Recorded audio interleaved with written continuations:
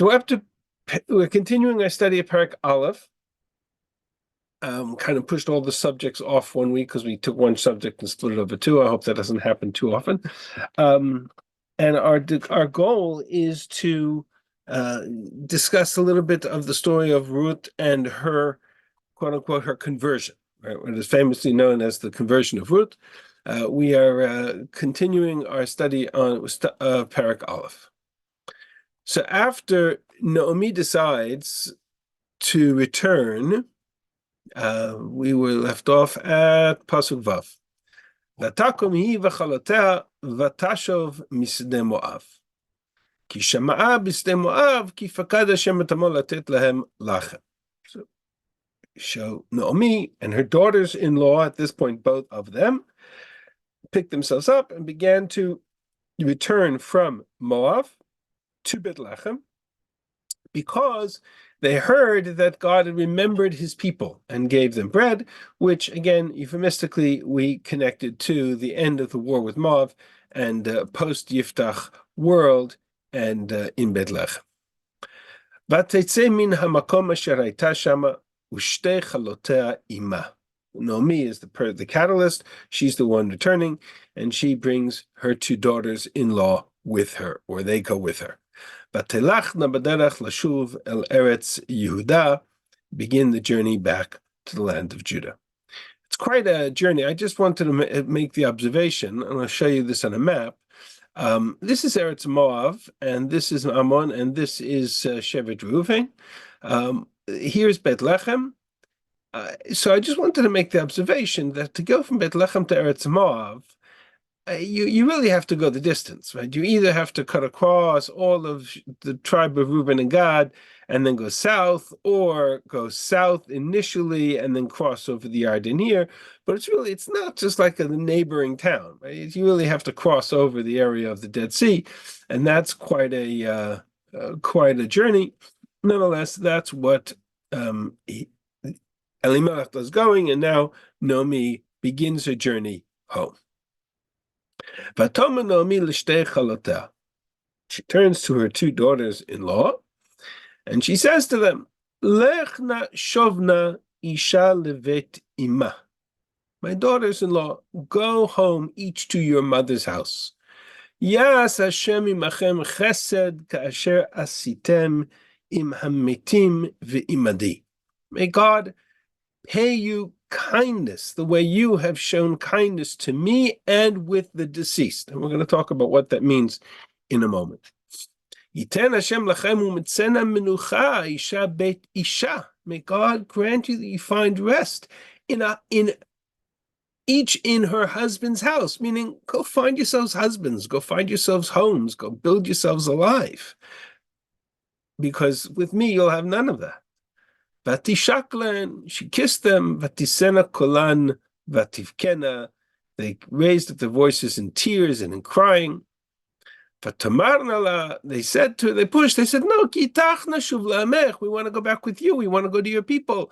And she says to them, no, vatomenomi, shov navnotai, return my daughters.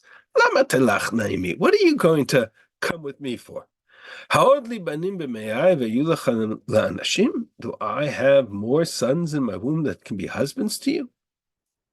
Lechna, go home. I'm too old to have a husband and more children. Because even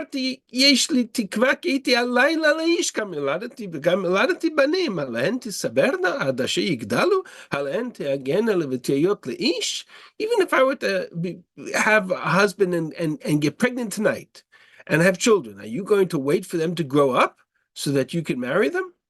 No, my daughters. It's very bitter for me because on your behalf, God's hand has been against me. Vatisena kolan vativkena od, again cried. Vatishak orpa lachamota v'Ruth davkaba. Orpa kissed her mother-in-law. Ruth, on the other hand, clung to her. Vatome, so she said to Ruth, your sister-in-law has returned to her people and to her God. Shuvi acharei yivamtech. Go follow your sister-in-law's example. Vatomer Ruth al tifki ibi lozvech. Don't press me to leave you. לשוב מאחרייך. כי על אשר תלכי אלך, ואשר תליני אלין, ועמך עמי, ואלוקייך אלוקי, where you go, I will go, where you sleep, I will sleep, where your people are my people, your God is my God. ואשר תמותי אמות ושם אקבר, where you die, I die, and there I will be buried. כה יעשה השם לי וכה יוסיף, כי המוות יפריד ביני ובינך. So, which is an expression of an oath, כה יעשה לי וכה יוסיף is, right? God shall do to me and more as well is a kind of is an idiomatic expression for an oath. Even if death separate us, or only death shall separate us, ki hamavet yafrid beni ubenech.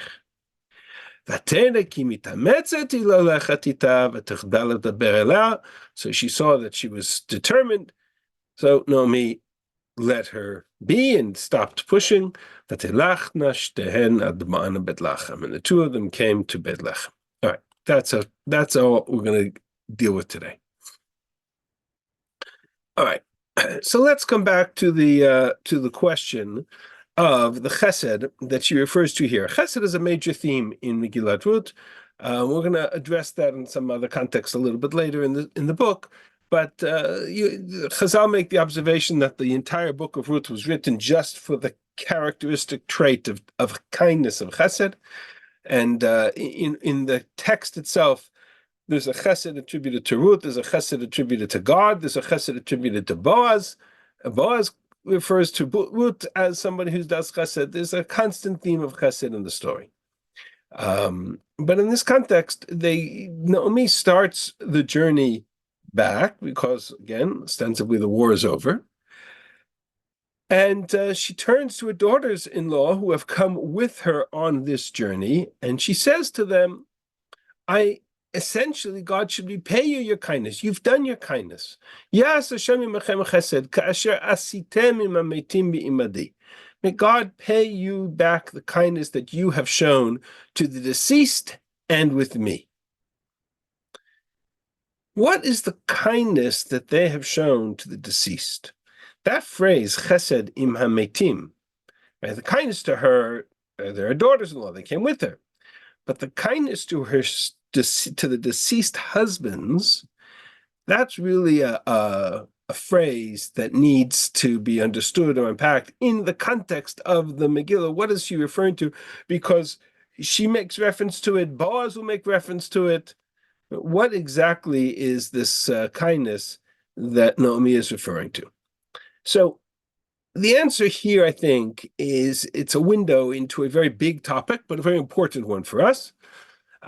She makes reference several times to Naomi, to Orpah in relation to Ruth. She calls her Yivimtech, her Yivama. Yivama is a sister-in-law. And of course, it makes reference to a mitzvah in the Torah that sounds very similar, the mitzvah of Yibum. And so I really want to talk about the mitzvah of Yibum and what it means and how it fits into the story of into our story. But for whatever the context, the daughters-in-law, both Naomi and Ruth, seem to be accompanying Naomi as an act of chesed, both to Naomi and to the deceased. And in a certain sense, Naomi releases them of that obligation and says to them, go home to your mother's house, go home to your husband's house, go find husbands. Right? In a sense, she releases them of that obligation. So what obligation or what chesed with the deceased is she referring to? So just a quick reminder is a story in a mitzvah in the Torah, which is going to become a major theme for us in the Megillah. Mitzvah in the Torah of Yibum, and I want to just take a quick glance at the psukim themselves that define the mitzvah of Yibum. So this is in Devarim Perek Chav Hey, chapter 25. Ki yeshu achim yachtav umet achad mehem uven en lo. Two brothers dwell in, right, meaning they have two brothers, they're both alive. One dies without children. Lo tiyeh eshet hamet hachutza leish zar.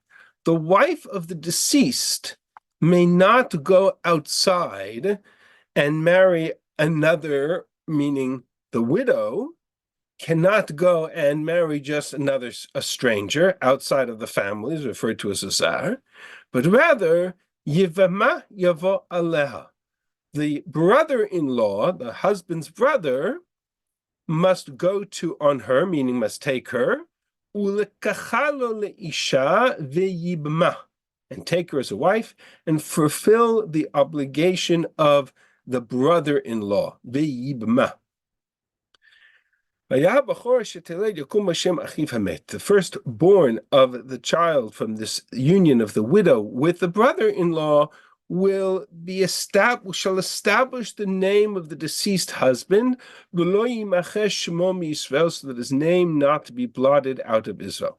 Very interesting machloket Rashi and the Ramban, whether that's a figurative expression, meaning that by the act of Yibum, the mitzvah continues the lineage of the family through the brother, or whether or not it's a literal expression, the first child born has to be called by the name of the deceased brother.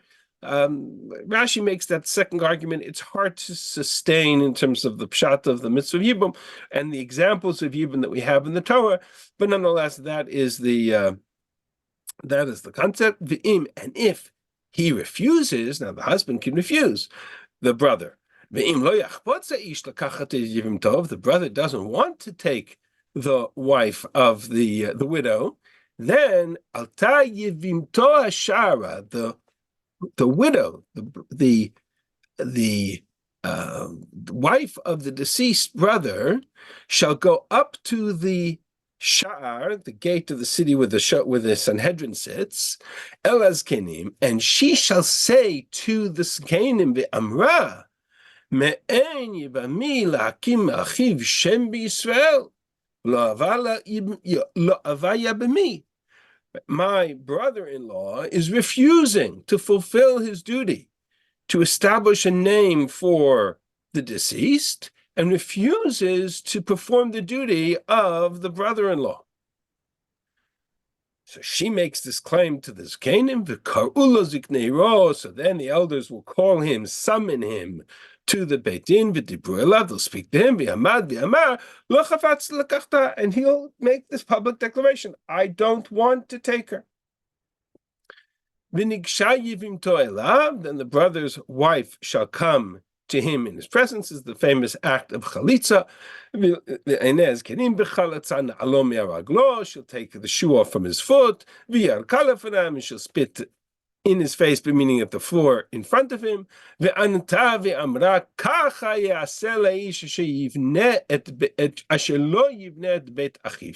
And shall publicly humiliate him in such a way that it shall be proclaimed that shall be done to the man who does not build his brother's house. Instead of establishing the name of the deceased brother, right? The whole point was to continue the seed, continue the line of the deceased brother as a moral obligation. Now he refused, so instead the name of his household shall be called Bet Chalutzanal, which is a way of saying he'll be shamed and shunned in the community of Israel for having refused to fulfill the moral obligation of Yibum. That's the mitzvah of Yibum as it appears in the Torah. Couple of interesting observations about the mitzvah. We don't do this anymore for obvious reasons, because you can only fulfill the obligation of the mitzvah of Yibum in a society in which polygamy was allowed, because it could very well be that the surviving brother, is already married, right? So this is a second wife. So therefore, in the context of today's world, we don't do the mitzvah of Yibum at all. However, in the context of Tanakh, in the biblical arena, Yibum was a very foundational mitzvah. And it was considered a moral requirement, obligation of the surviving brother to fulfill that obligation. It's the wife, the widow of the deceased husband, who demands the mitzvah of Yibum be fulfilled. That she's the one who comes to this Canaan, she's the one who comes to the Sanhedrin, and she's the one who is asking for this mitzvah of Yibum. When he refuses, she is entitled and obligated to publicly shame him for refusing that obligation. So that is the presentation of the mitzvah of Yibum in the Torah as it is, as it's presented. So from that perspective, right, the notion lotia the wife should not be, the widow should not go to an outside stranger. You get the sense that it's her obligation, it's her moral obligation to her as an act of chesed, or as an act of a moral obligation to her deceased husband, and she wants to continue that line, that seed, and so she's asking for the brother-in-law to fulfill that role in a way that will continue the name of the deceased husband for generations to come. That's the context of Yibum. Interestingly, Yibum doesn't have a lot of places in the Torah where we see this actually happening. There are a few, and we want to talk about those few examples that we do have. One of the most famous, of course, is the story of the refusal of Yibum, which is the story of Yehuda and sons Er and Onan, and eventually the story of Tamar. And if you look at that context, I think it is Breshit Lamed Chet, so that should be here. When the story of Yehuda and Tamar, which we began, we looked at in a different context a bit ago. Nonetheless, Yehuda, in between the story, Mechirat Yosef, Veikach Yudah ish le'er b'chol shmat Tamar. Tamar is Yehuda's daughter-in-law, marries Er. Er, for whatever reason, dies. It's unclear what the context is. We talked about it in the context of Mechirat Yosef. And Vayomer Yehuda le'onan ba el eshet achicha v'yabem ota. V'hakem zera le'achicha. That is exactly what Yehuda asks of Onan, to marry the widow, to marry the Tamar, who is the widow from Er, and in so doing, fulfill the obligation of Yibum, which is referred to as levirate marriage, because it's the brother-in-law marriage, V'hakem zera le'achicha, and establish offspring for your brother. Onan understood that the child would be that of his brother and not his, meaning it would be identified as whatever that means. For us, it's very strange, but nonetheless, that's the concept. And therefore, he refused, and he also died. And then Yehuda is left with the situation with Tamar. There's a third brother. He doesn't want to give it to the third brother, and Tamar goes off and eventually seduces Yehuda. Sorry. Right. Eventually goes off to and will seduce Yehuda and marry Yehuda himself in order to establish that mitzvah of Yibum. Just interesting observation. There were two brothers who died, Er and Onan. When Yehuda and Tamar have their first offspring, how many are born? Two. Right? Because there's two in correspondence to the two that died.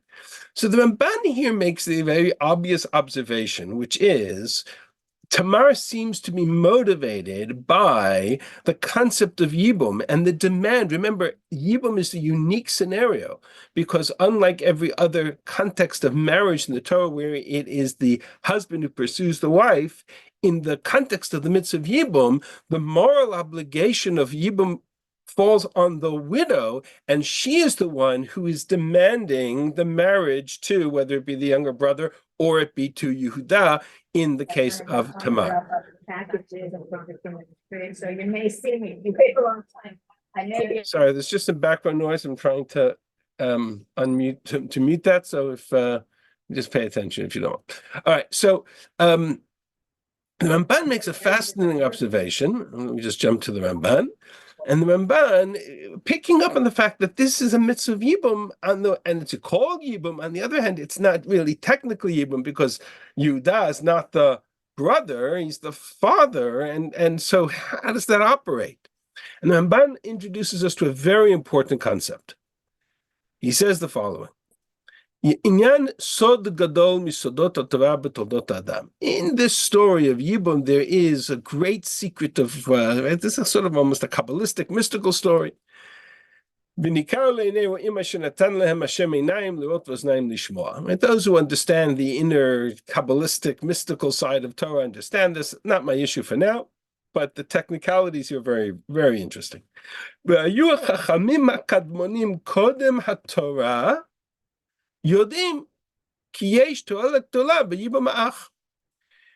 thing he says is that the concept of Yibum is not introduced into the world in Matan Torah. The concept of Yibum predates Matan Torah. That there was a known phenomenon, whether it be as a sociological phenomenon or a religious phenomenon, already in the days of the Avot, to the value of the concept of Yibum. And that in the case of the death of a husband Next without stop, children, Coney Island Avenue, Chestnut Avenue. Transfer available to B9. Please exit through the rear door. so for some reason there's some Yeah, with the person who is not muted, please mute yourself. There's obviously. Yeah, I just keep muting. I'm muting all, but for some reason one line keeps unmuting itself. So I just pay attention to that if you don't mind.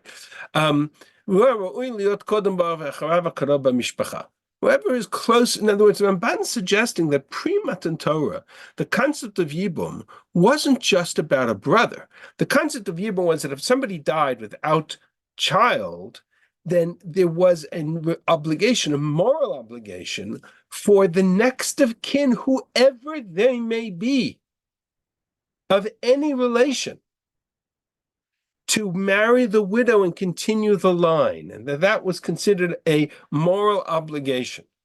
There's a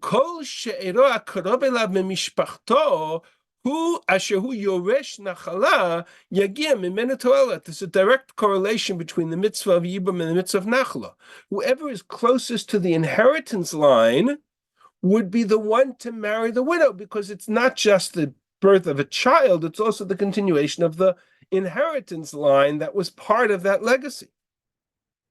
And so in the case of a context where the brother was not available to do Yibum, so in the case of Yudan Tamar, she demanded it of her father-in-law, which would have been normal or acceptable in the context of Yibum pre-Matan Torah.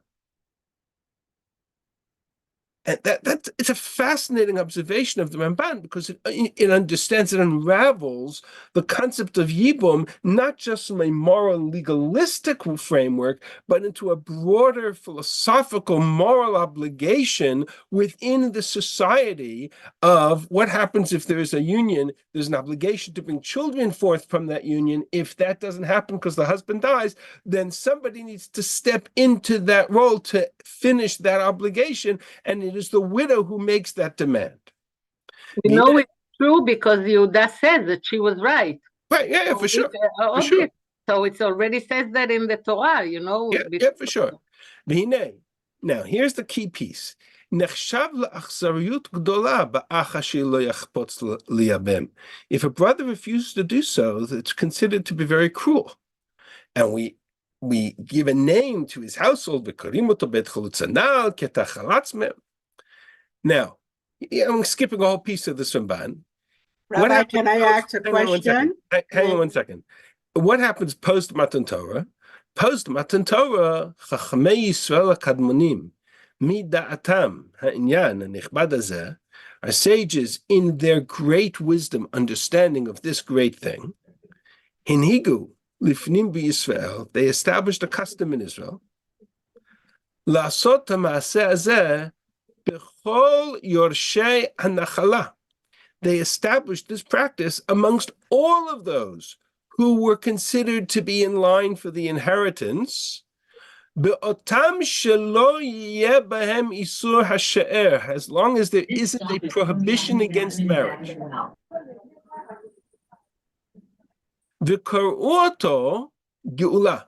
And they called this obligation geula.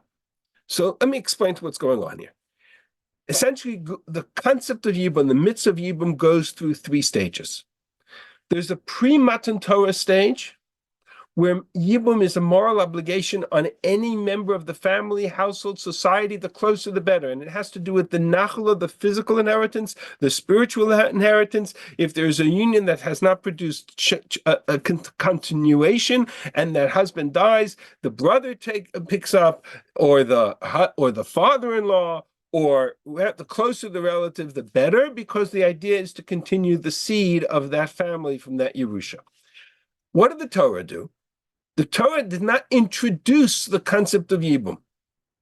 What the Torah did was it limited the allowance of Yibum only to a brother.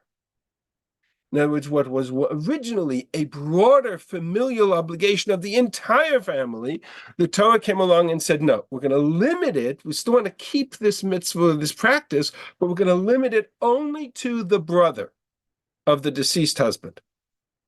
However, says the Ramban, there were other relations that are that are broader, that are not prohibited. For example, instead, a father-in-law is prohibited to a daughter-in-law, but let's say you had a second cousin, and if there was no brother, or the brother didn't want to fulfill the mitzvah, or it was not available to fulfill the mitzvah, so there was a moral obligation on a non-prohibited relative, but somebody who was close enough in line.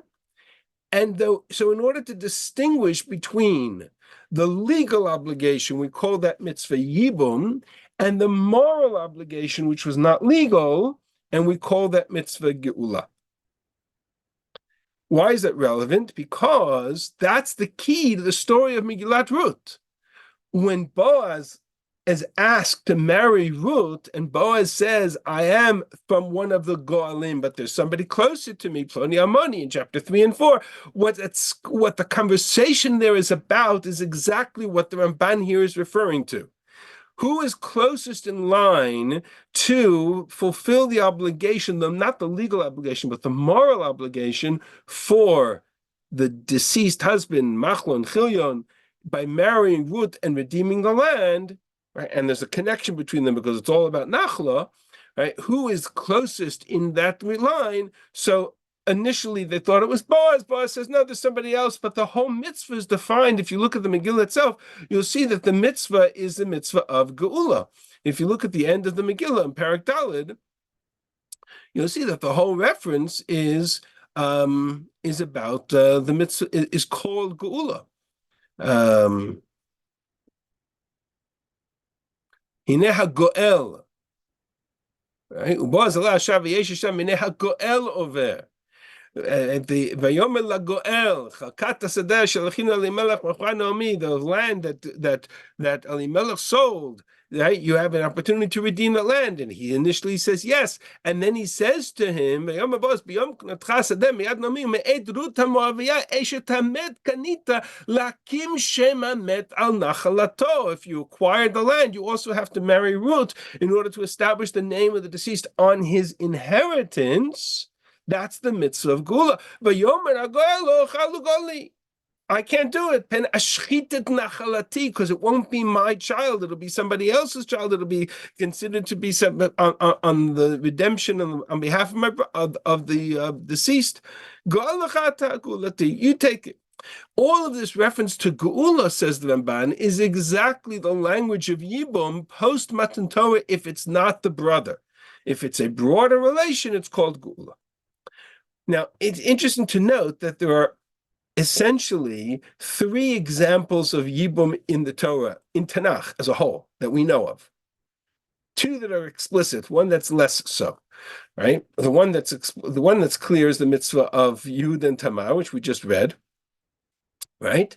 The one that Ramban is referring to is the mitzvah of Geula, is the story of Ruth and Boaz. I wonder what you would say if I suggested to you that there is a third example of Yibum pre-Matan Torah in Tanakh, and that is the story of, at least according to the way I'm going to suggest we read the story of Lot and his daughters. Why? Because, go back to the story of Lot and his daughters for a second. And it's interesting that when Sodom and Gomorrah is being destroyed, and Lot asks the Malachim for an escape, and he says, "Okay, I'll hold off on the destruction of the city of Tzoar for you to go and escape there." And so they come to Tzoar, and they're hiding there. Then Lot leaves Tzoar, and he goes up to the mountain. Right, up to the mountain is the mountains of Moab. If you remember the mountains of Moab, somebody else very famous. She just starting this to find out because she don't want no duplicate food. Are you bringing food for this?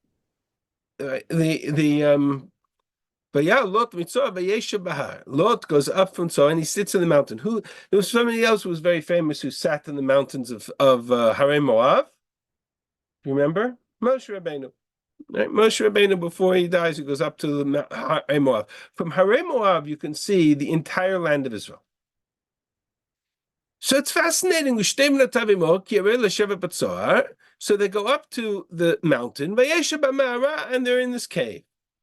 So the older one says to the younger one, Avinu Zaken, our father is old, and there's no one here who can come to us the way of the earth. So all the Mefarshim understand that to mean that they thought the world was coming to an end. They saw themselves as Adam and Chava all over again. The problem is, and therefore, the problem with that suggestion is they're sitting in Harei Moab, and the only cities that are being destroyed are Sodom, Amorah, Admah, Tzuyim, and Tzor. They can't see that the sun is shining on the other side of the Yarden. They can't see that the sun is shining on Ammon and Moab and anywhere else. That the only place where there is a destruction is Sodom and Amorah. It's a hard argument to make. It's possible. It's possible. I grant that it's possible. I would argue, however, that there's another issue here. You'll forgive me for getting a little bit graphic, but the terminology used in the Torah for the act of the union between man and woman in all of Tanakh is lavo el, for a man to come to a woman. There's only two places in Tanakh where the expression is used lavo al, to come on. One is here with an ayin, and the other is Yivama Yavo Aleha, is the mitzvah of Yibum. It's the only two places where it's used with an ayin, where the husband will come onto, where the man will come onto her rather than to her, Eleha. You can check it. Right? So between those two observations, Rav Medan has the theory, and I think it's very compelling, that what was happening in this context was not that they thought that all of the lands of the entire world were being destroyed, but rather that the land of Ammon and Moab, the land of Sodom and Amorah, was being destroyed, and that there was nobody appropriate to continue the legacy, to fulfill the obligation, the moral obligation of Sodom and Amorah, to continue the to Lakim Shemameta Nachlato. Who's going to continue the Nachala, the inheritance, the portion, the land, the society of Sodom and Amorah? And so this act, which is also an act of Yibum, in a much broader sense, right, an act of Gula, has that same moral context of the woman who says, okay, we'll do it from our father instead of father-in-law or brother, because, again, the closer the relative, the better. This is a pre-Matan Torah arena. So I want to come back to the story of Ruth. Naomi says to her daughters-in-law, who have come back with her for what purpose? Ostensibly for the purpose of an obligation that they owe the deceased husbands. Yas Hashem imachem chesed kasher asitem im hametim be'imadi.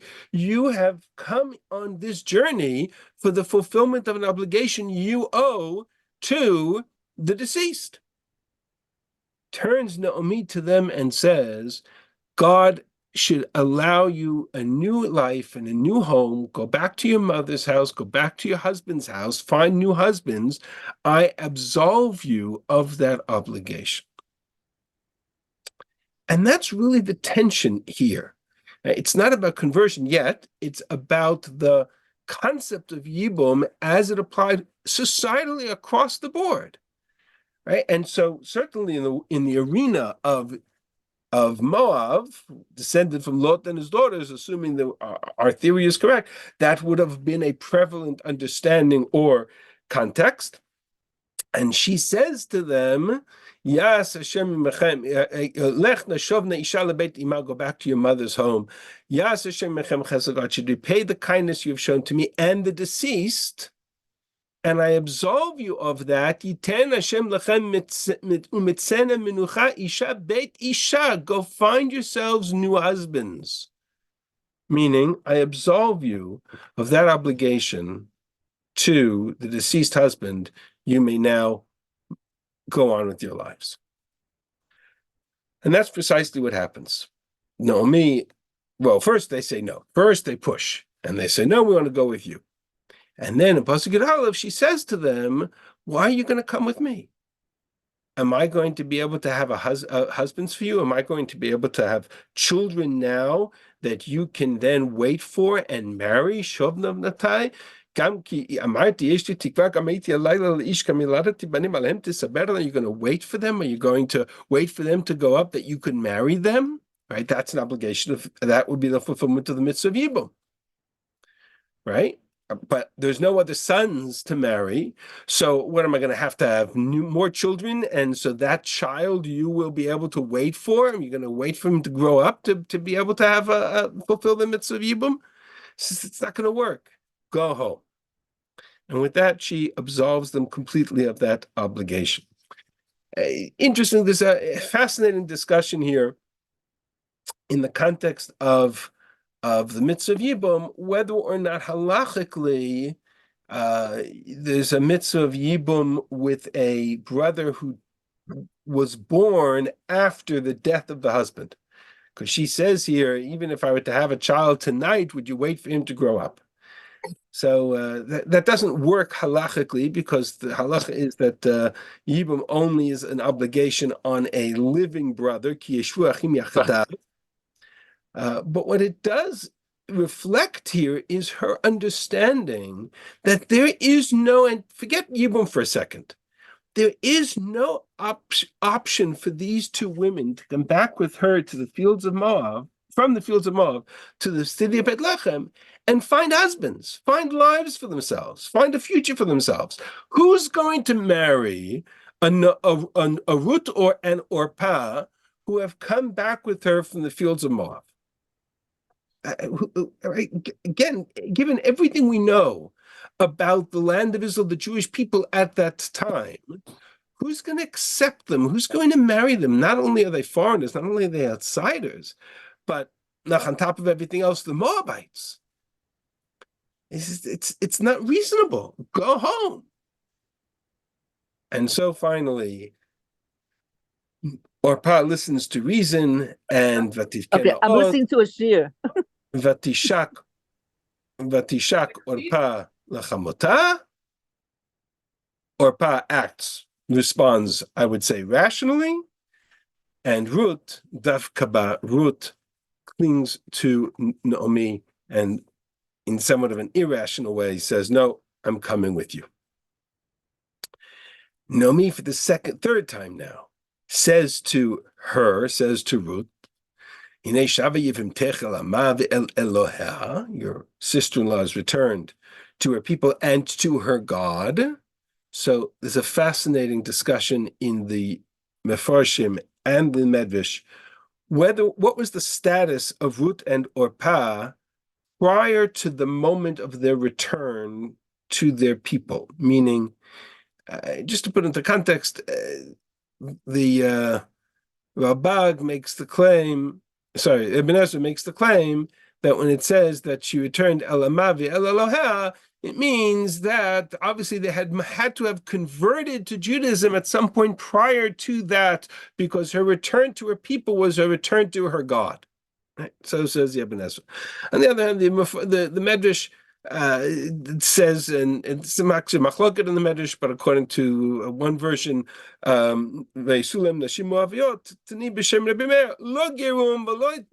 didn't convert, and they didn't tavel, and they didn't do any of that. Right? It's not context. There's no context for the sort of a technical concept of conversion when you're living in Moab.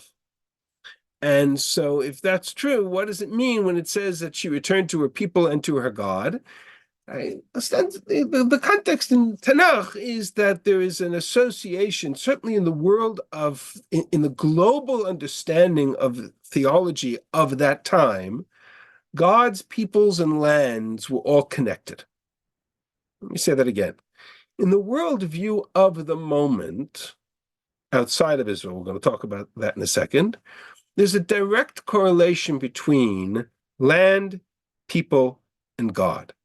So a land has a people, and that people has the God of that land and of that people. And so when she returns to her people, she returns to the gods of her people as well. That's the expression, that's the association.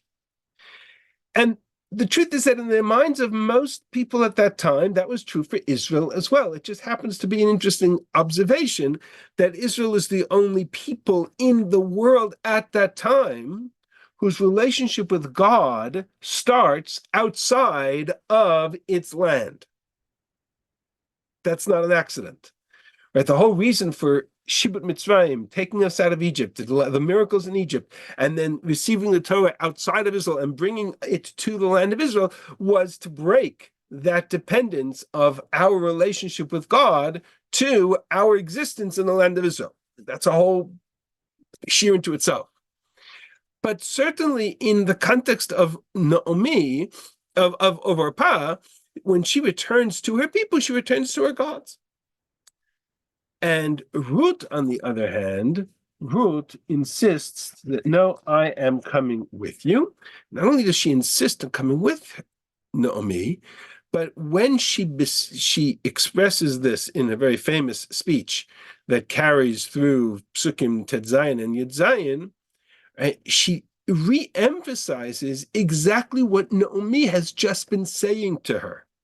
Vatomer Ruth, Al tivgi'i bi lo'ozvech, do not press me to abandon you, lashuv mi'acharayich, ki al asher tilchi elech, where you go, I will go, b'asher talini alin, where you lie, I will lie, ve'amech ami, ve'lakayech lakai, your people will be my people, and your God will be my God. B'asher tamuti amut, where you die, I die, v'sham ekaver, and there I will be buried. What's going on in all of this psukim? Leave out for a moment the phrase just the phrase where you go, I will go, where you sleep, I will sleep, where you die, I will die, and there I will be buried. To what is Naomi, what is Ruth referring to, if not the fact that Naomi has said to her, I am going back to the land of Israel to nothing. I have no land, I have no home. I've sold my land. So I don't even have what the basic core nachla is as an inheritance, which is a burial plot. What is a burial plot in Tanakh? A burial plot in Tanakh is kever aviv, is a nachla, is an inheritance. And you didn't have public cemeteries. You were buried in your ancestral land. Naomi says to her, I don't have even a place to be buried. To which Ruth insists and says, where you go, I go. Where you lie, I will lie. If you're going to sleep in the street, I'll sleep in the street. If you're going to die without a burial place there, I will I will as well. Not even death will force us apart from each other. And her loyalty to Naomi is absolute 1,000%. But it's fascinating that it's a loyalty that says, despite the fact that I will have no husband, because nobody will marry her, that Naomi made crystal clear, there's no mitzvah of yibum, She's absolved of the mitzvah of Yibum. And so Ruth, from that point of view, at that moment, is saying, I will go with you, even if it means I will remain unmarried the rest of my life. I will live with you, I will take care of you, and I will die with you. That's the message Ruth conveys to Naomi. There is no hope for Ruth to find a husband. There is no land for her to live off of. She's going to have to provide the sustenance for Naomi. She's going to have to provide, she's going to have to live a single life for the rest of her life. From that perspective, there is no anticipation of Boaz on the horizon. And Ruth says, so be it. Amech ami v'elokayach Elokai. Which is why Ruth has always stood as sort of the classic paradigm of sort of conversion, of somebody who comes in from the outside, who converts, who says, I want to be part of the Jewish people, right? The classic paradigm is Ruth. And in fact, the Gemara learns all the laws of conversion that we have today from the story of Ruth.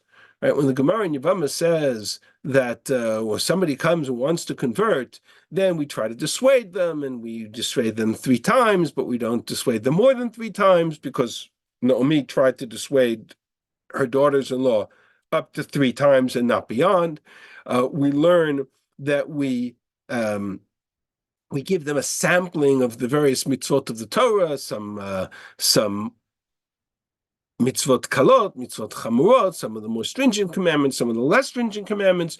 We do this, we learn this from Ruth, and the Gemara quotes the entire conversation from Ruth to demonstrate what we learn in terms of the way in which we push away, but at the same time accept potential converts. All of this is learned from the story of Ruth. I'm not going to go through the details of that right now because it's not really relevant to us. But I just wanted to make this observation that Ruth is a fascinating, classic example, but a unique example, meaning she becomes the paradigm for a very specific reason. Let me put it to you in this way. Who's the first person to convert, and in quotation marks, into the Jewish people? Meaning to come into the Jewish people from the outside, which is technically what conversion is. Who's the first person Abraham Avinu. Oh, so somebody's going to say Abraham, and the answer is no. Abraham wasn't converted. Abraham was chosen. Different. Right? Abraham and Sarah were chosen.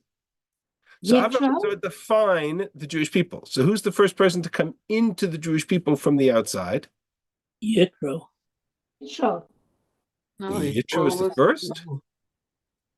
Rivka. Who's the first in the context of the Jewish people and the peoplehood of the people, right? Nationality. Right? Who's the first person to be an outsider and come into the people? Rivka.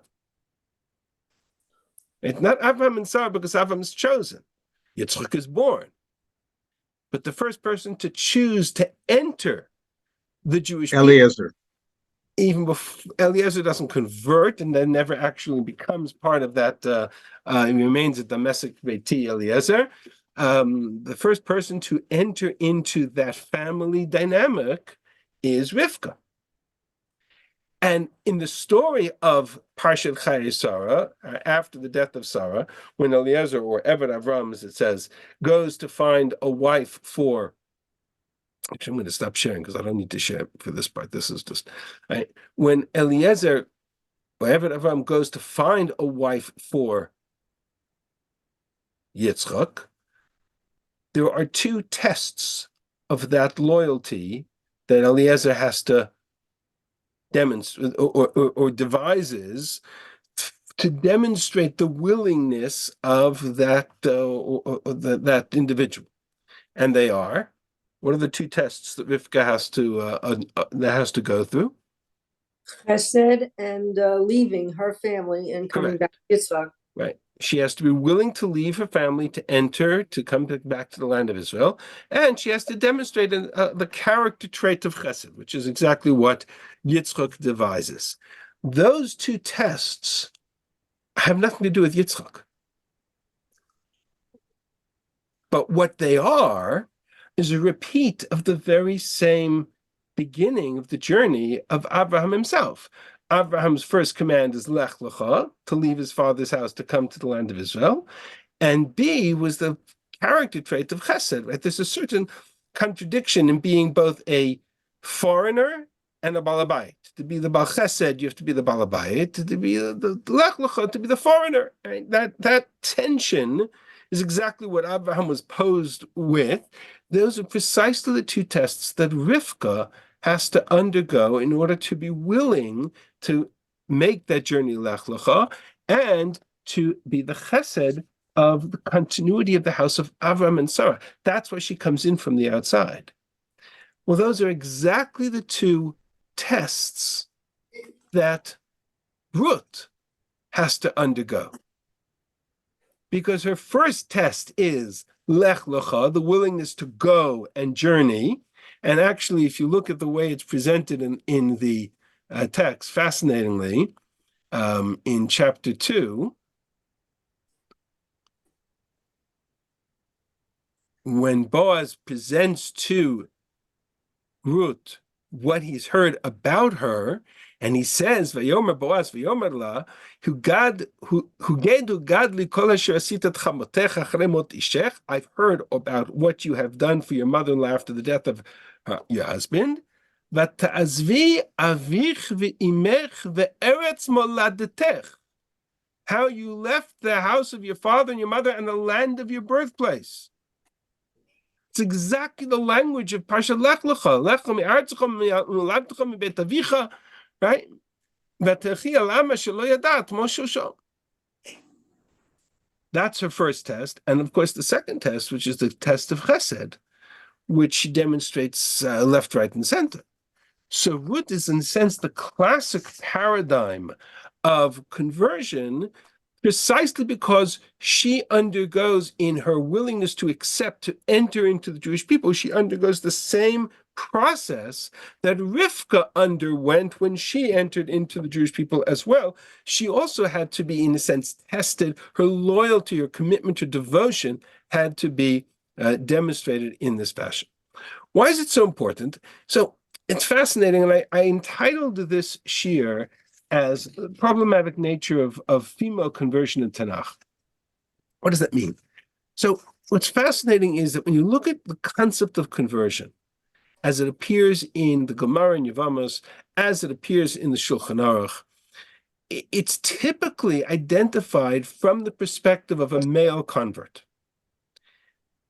That's not because it's sexist, that's because it's practical, meaning, Ger shenichnas lekahal Yisrael, a convert who enters into the congregation of Israel, says the Shulchan Aruch, based on the Gemara above. First step, chayav milah, he has to undergo circumcision. And if he undergoes circumcision, if he's willing to undergo circumcision, that is in itself an objective test of their commitment, right? If somebody wants to undergo circumcision, the last time an individual or a group wanted to enter into the congregation of the household of Abraham and underwent circumcision to do so was the story of Shechem, right? And we all know what that Mesiras Nefesh cost them, right? But the notion, right, it's an objective criteria that says, hey, if you really want to cross that threshold, this is what it's going to require. That is an objective criteria that makes it very challenging. And somebody who wants to do it, that's really a demonstration of a willingness that, and a Mesiras Nefesh, and a commitment and a devotion that is real. A person going to go circumcision, that's not an easy operation, especially in ancient times. Person who comes to convert, says the Shulchan Aruch, the first thing we say to them up to 3 times is we try to dissuade them. What did you come to us for? Why do you want to convert? Don't you know that Israel at this time is punished and oppressed and hopeless and There were periods of time when that was more relevant and that was less relevant. Today, I think it's more relevant than it's ever been, right? But we say to them, what do you need all the tsaras for? And if they say, I know that Israel is so oppressed, but I want to do so anyway, we accept the miyad, right? We teach them the laws of some of the stringent laws, some of the less stringent laws. We teach them the foundations of theology. And im kibel, if he accepts all this, malino miyad, they undergo circumcision. Then we wait for them to get better, to heal from the circumcision. They go into a mikvah and they are accepted. But again, if the context is milah, that is an objective criteria that is almost the clearest test of sincerity that you're going to have, because for them to undergo a medical procedure, a surgical operation, that's a demonstration of willingness and commitment. The problem is, what do you do with women? What do you do with a woman who wants to come to convert? And in most cases, right, a meal is not relevant. So the question becomes, how do you define a criteria that is objective in the case of a woman who says, I want to come and be part of the Jewish people? Understand the context of the problem. The context of the problem is we have many examples of converts in Tanakh. We have the story of Shlomo Melech who marries Bat Paro and all of his wives, political marriages. We have the story of Shimshon. We have the story of the time of Ezra and Nehemiah and all the men who came back and they were all married to non-Jewish wives. So there are many examples of individuals in Tanakh who marry outsiders or non-Jewish wives and bring them into the context of the Jewish people, ostensibly huge discussion on halacha, but they're all questionable in terms of do they convert or don't they convert. There are absolutely no examples outside of the story of Shechem. There are no examples of male converts in Tanakh. Why not? That's the first thing you say to them is your circumcision, and the answer is next week or the week after that or forever, right? So the context here is, how do you define an objective criteria that reflects or that demonstrates a loyalty and a commitment? In the context of Milah, you have it. In the context of women, you don't have that objectivity. You don't have that objective scale that says, do this and you've shown your loyalty. Remember, conversion today is very different than it was in the time of Tanakh. Today, religious life and national life are independent of each other. And so today, it's a very simple criteria, right? Are you willing to accept upon yourself the mitzvot and live a religious lifestyle which is totally independent of societal norms? But in the context of Tanakh, that's not the case, right? You've got one society, one context of a woman who comes in from the outside, or whether it be a Moabite, or whether it be an Egyptian, or whether it be from any society, and enters into the Jewish people and now is living in the land of Israel. So from all intents and purposes, she's going to live in a world in which she's going to live as a Jew, right? She's going to live in the context of her husband's arena. Food that's going to be prepared is kosher. Shabbos is part of the national existence, whenever the context is. But in order to enter into the Jewish people from the outside, you need the criteria, you need the objective tests that Rivka had, that Ruth had. And that's much harder to find, which is why in Tanakh, you have constant tension around these marriages. Paro. Shlomo Melech marries the daughter of Paro. Shlomo Melech marries 1,000 wives. I have no doubt in my mind that in his perspective, he brought these women into his arena to quote unquote convert them. But what does that mean? In the end of his life, they took over.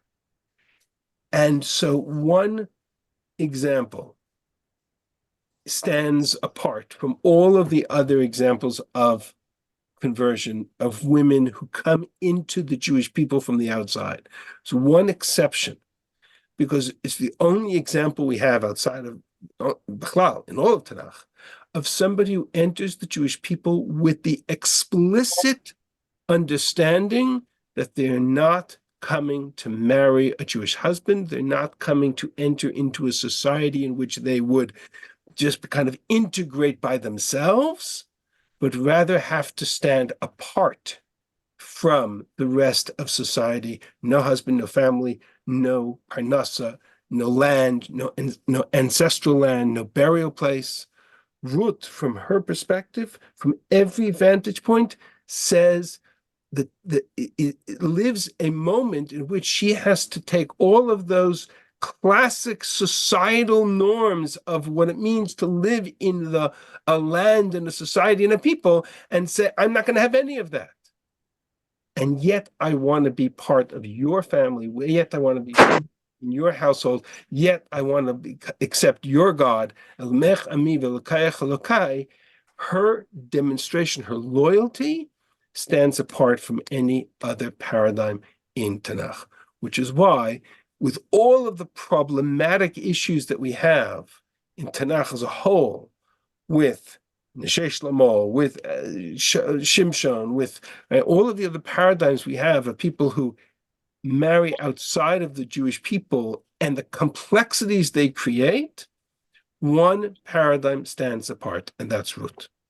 And that would explain why Ruth becomes the paradigm that defines the halacha. Right? Every aspect of conversion today is modeled after the story of Ruth for exactly that reason. All right, we've overstepped by 3 minutes, so I will stop here. And there was one more piece of the story, which is the story of Eshet Chayil. We're going to leave that for now. Another time we'll have an opportunity to study the parak of Eshet Chayil. It's a very good, we'll leave that for some point in the future. I will take Thank you very this much, up to the Rabbi. questions. Thank you. Thank you. It was a wonderful shiur. My pleasure. I have a question. Yes, please. Yeah, my question is, at what point of our history, Vayikra chapter 20, verse 21, because it says that a man should not marry his sister, his brother's wife, in Kiddushin, Okay. right. So that had to be maybe after the Torah was given, or No. So let me clarify. There is a prohibition against a husband marrying his brother's wife. yeah. There is also an obligation in the Torah for a man to marry his brother's wife in the case of Yibum. The mitzvah of Yibum is the one exception. Remember, we talked at the beginning about the fact that pre the giving of the Torah, Mhm. the concept of Yibum was the closer the relation, the better. Brother, father, father-in-law, right? Yehuda and Tamar, Lot and his daughters. What the Torah did is it took all those relations and said no, except one. It left the brother, even though typically a brother's not allowed to marry his husband's wife. In the case of the mitzvah of Yibum, that becomes the exception, and he's obligated to do so unless he does chalitza. So what I'm hearing is that this is an exception that they provided for. The Torah created one exception to that rule and mandated it in the case of Yibum. Correct. And the other thing may be why men do not convert as freely in that society, because when you think about it, the land was by tribe. What happens when the convert of a man comes into that? There's no land. Right. True, but that is you can always buy land. There were ways in which to buy land and acquire land, even if it's not by tribe. I think circumcision was a much bigger deterrent, but it's possible. Both are relevant. Thank you, Rabbi. And both were not relevant to Naomi, right? To Ruth. That's exactly my point. Is that whatever criteria are typically there for a man, right? Ruth didn't have those objective criteria. And so her conversion becomes a very different context. Thank you. If the Torah limited just to a brother, then how come the Goel at the end of Ruth was like a further relative, and then Boaz was even further than that? He said, a Goel Karov, Right, and then so go back to that Ramban with which I started. That was exactly the point. That's the Ramban says that's how what happened post the Torah is that the Torah limited the legal mandate of Yibum only to the brother. But Chazal left a broader moral obligation of Yibum to a non-prohibited relation. Then the closer the better. It had to do with the Nachla, whatever the line of the Nachla would be. Yeah, but she didn't have a Nachala because they lost it, and she couldn't. No, but a woman at that time couldn't. You're missing the point. Stop. Right. It's Elimelech's Nachla. The Nachla of the deceased. But she didn't. It's the Nachlas of the deceased husband. It's Elimelech's Nachla that's the question. So Elimelech's Nachla has relations that are closer, and the closer the relation, the more obligation there is to marry Ruth. So the Nachala was kept there, even though he betrayed them, and even though he went away, and whatever the Nachala was staying there, waiting for it. Ancestral land. Whoever had to redeem it had to buy it back. I don't know. It sounds weird, but we'll get it. Please, God, one day we'll get the Perek Dalet. We'll the other question is, isn't it like when Ruth is saying, "I'll follow you"? It's not exactly her main thing was to follow Ruth and her loyalty to a person. So it's a very much a personal thing, like wherever you'll go, I'll go, whatever. So it's no question her motivation. So where do they get from that? Like the structure for So two things. First of all, she says, but the reason is personal. Okay. And with Rivka, it wasn't? No, because she didn't even know. I don't know. She hated her father, maybe. I don't know what Rivka, but Rivka came to marry Yitzchak. No, I know, but she didn't know him. It's not like that there was a great love there. I mean, she went on blind date, It's like it's even more so. It's like even more so. Even more so. Okay. All right, Moshe. Have a wonderful day. Thank you, Rabbi. Rabbi, yes. Thank you for your share, Scott. the two sons of Jacob that died, or the grandsons, the two boys that died. Yehuda? Yehuda, the grandsons. This is tertiary, but do you think the punishment fit the crime that they didn't want to do the Yibum thing? They died. Is it really a fitting punishment? Does anyone question it that this happened? Nobody questions it. To me, it strikes me as, pardon the language, overkill for what went on there.